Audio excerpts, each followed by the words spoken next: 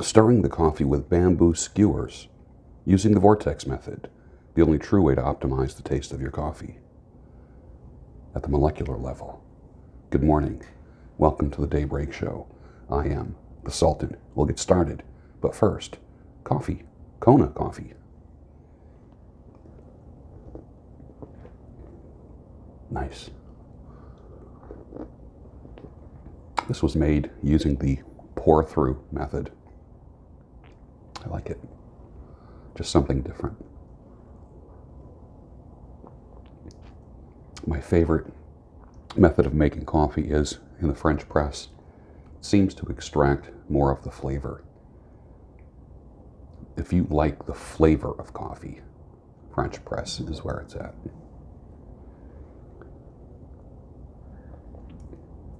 Customer number 1 at the convenience store says to customer number 2, "Are you going to play the Mega Millions on Friday?" Customer number 2 says, "Nah, it's only 40 million. When did we get to the point where people say, "Nah, it's only $40 million"? I know people that say they will only play the lottery when it gets to 300 million and up. Okay. Kind of never understood all of that.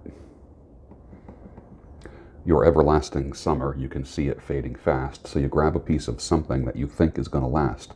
You wouldn't know a diamond if you held it in your hand. The things you think are precious, I can't understand.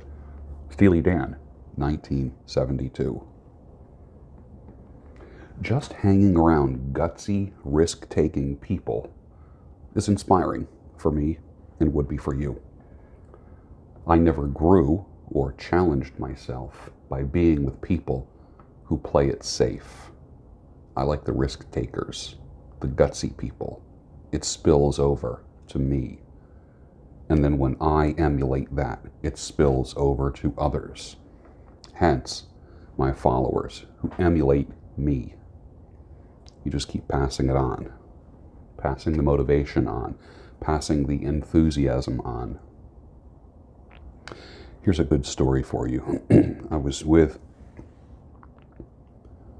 a girlfriend many years ago, and she was getting her Honda Accord serviced. And I was in the showroom of the Honda dealership, and I was looking at the new Hondas at the time. This is probably, I'm guessing, mid to late 80s. And I'm looking at the Honda in the showroom. And there's another person looking to buy a car. And they're looking at it as well. And they said, "Oh, this is a really nice car." I said, "Yeah, it is." I said, "It's very safe too."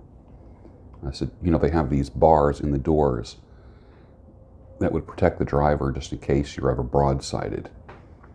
And the hood was up. And I said, "If you look over here, the engine is mounted in such a way where if there is a head-on collision, there's a breakaway mount where the engine would roll under the vehicle rather than being pushed into the passenger compartment and breaking the legs of the two people in the front seat." Airbags had just come out at that point, so I talked about the airbags. I said, "It's a real safe car."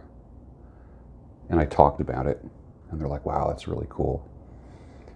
We were just chatting about it. About 10 minutes later,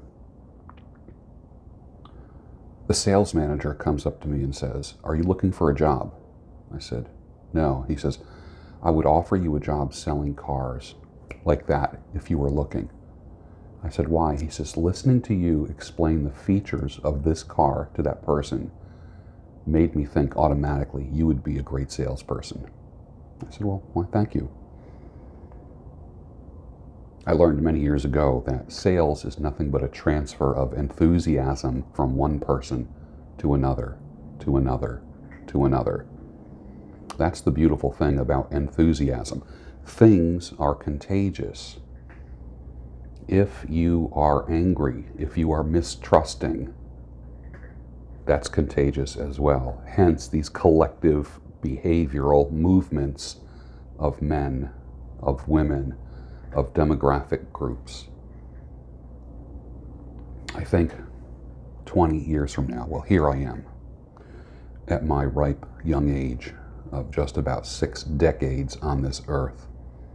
And I look back at some of the things that I adhered to, and I'm not talking about my faith, some of the beliefs I had 20 years ago, 30 years ago, and I think to myself, what was I thinking? Now, I've never been real radical.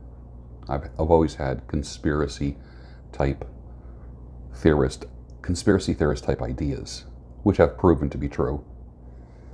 But the reality is this, I look back on some of the things from 20 and 30 years ago and I think, what was I thinking? And I think a lot of young people today, you don't have the foresight. It doesn't exist in you right now. But I know that in 20 years, you will look back on what you believe in now. Especially you single guys that are out there watching me, who are all like red-pilled and manosphere types. You need an older, stable gentleman as an example in your life. You're very vulnerable right now, and so are the young women out there. Very vulnerable. In 20 years, you're going to look back and say, what the heck was I thinking? It's a fact. If you don't keep running, you get run over. So keep running. Would Ridley Park be considered deep Delco? What do you think? Let me know down below.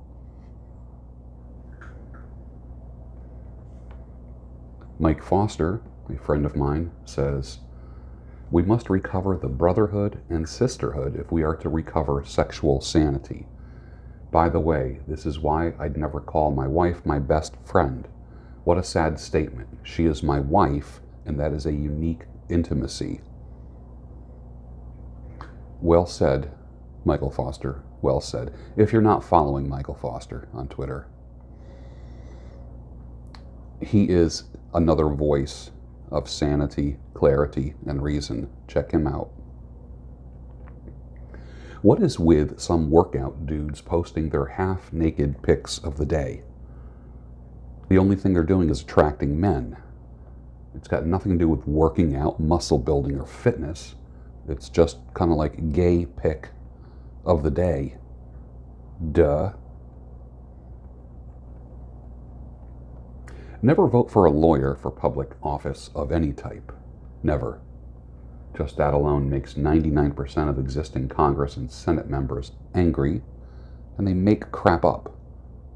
They make stuff up. Think about it. Remember, a lawyer's job is to lie, not to tell the truth. They represent their client at all costs. When a lawyer runs for a political office, he is his own client. He says whatever it takes to get people to follow him and vote for him. They have screwed up Washington, D.C. No more lawyers. You are to vote no more for attorneys. They're a better alternative. Business people who take a few years off to run for a term or two and then go back to the real world of business. No more professional politicians. You've been led to believe that there are people who know better than you. They don't. They are you. You are the government. You. We, the people. If you live in America, we, the people. That's what government is all about. There's not government class and then the ruled class. We don't operate like that anymore. They don't know better than you. What demographic seems to play victim more than any others? Put your answer down below. I know this is a tough one because so many people do play the victim card. But if you had to choose just one demographic that plays victim, who is it? Who would they be? Put your answer down below. Most groups start out somewhat noble, but all groups end up LARPing and becoming parodies of themselves. And it's fiscally foolish if that group is connected to your income. Be careful of groups and what they become. because you become what the group becomes. And it's not good. And you will lose money. And you will lose your family because you lose money.